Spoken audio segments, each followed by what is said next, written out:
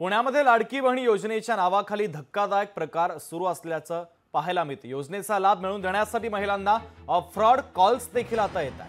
हॅकर्सकडून महिलांची आर्थिक फसवणूक केली जाते, तर आरपीआयच्या माजी नगरसेवकाने पोलीस आयुक्तांकडे या संदर्भात तक्रार केली आहे। तर पुण्यात लाडकी बहीण योजनेच्या नावाखाली महिलांच्या फसवणुकीचा हा धक्कादायक प्रकार आहे। तर पुण्यामध्ये लाडकी बहीण योजनेच्या नावाखाली धक्कादायक प्रकार सुरू असून योजनेचा लाभ मिळवून देण्यासाठी महिलांना चक्क फ्रॉड कॉल्स येत असल्याची धक्कादायक माहिती समोर आली आहे। थेट जाऊयात पुण्यामध्ये चंद्रशेखर भांगे आपले प्रतिनिधी आपल्याशी जोडले जातात, त्यांच्याकडनं या संदर्भात अधिकची अपडेट घेऊया। चंद्रशेखर, फ्रॉड कॉल हे महिलांना येत असल्याचं पाहायला मिळतंय पुण्यामध्ये लाडकी बहीण योजनेच्या नावाखालचा हा सगळा धक्कादायक प्रकार।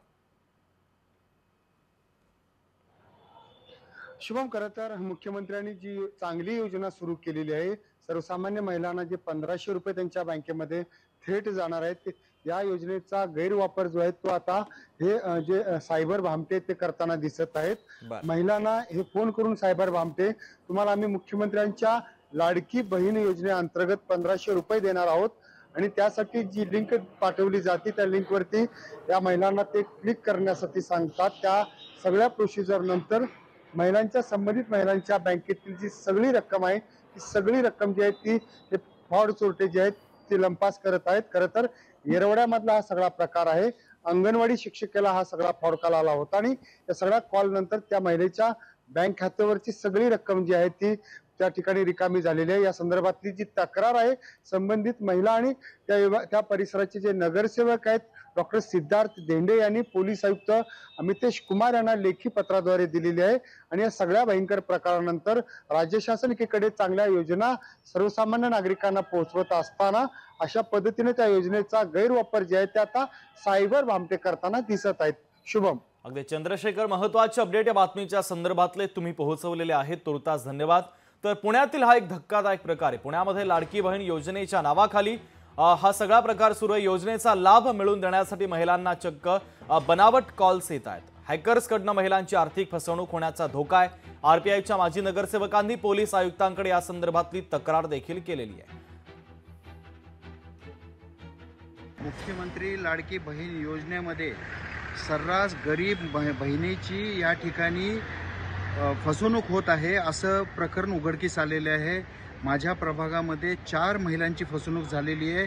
कोणीतरी निनावी फोन करतं, एकच नंबर आहे याच्यावरनं फोन आलेले आहेत आणि या महिलेनं सांगितलं जातं तुमचं बँकेचं अकाउंट आणि OTP पाठवा। OTP पाठवल्यानंतर त्या अकाउंटमधनं पैसेच गायब झाल्याचा प्रकार हा घडलेला आहे आणि हा अंगणवाडी सेविकेच्या नावाने कॉल येतो।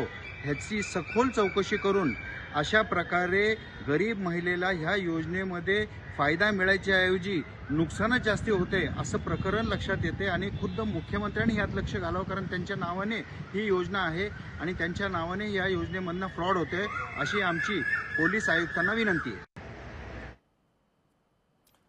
तर लाडकी बहीण योजनेच्या नावाखाली फसवणुकीचा प्रकार आता पाहायला मिळतोय। पुण्यामध्ये हे सगळे प्रकार घडतायत।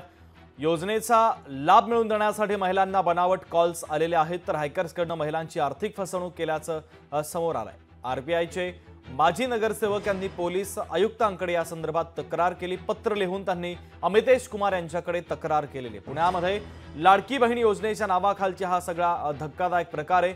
योजनेचा लाभ मिळवून देण्यासाठी महिलांना फ्रॉड कॉल्स येत आहेत।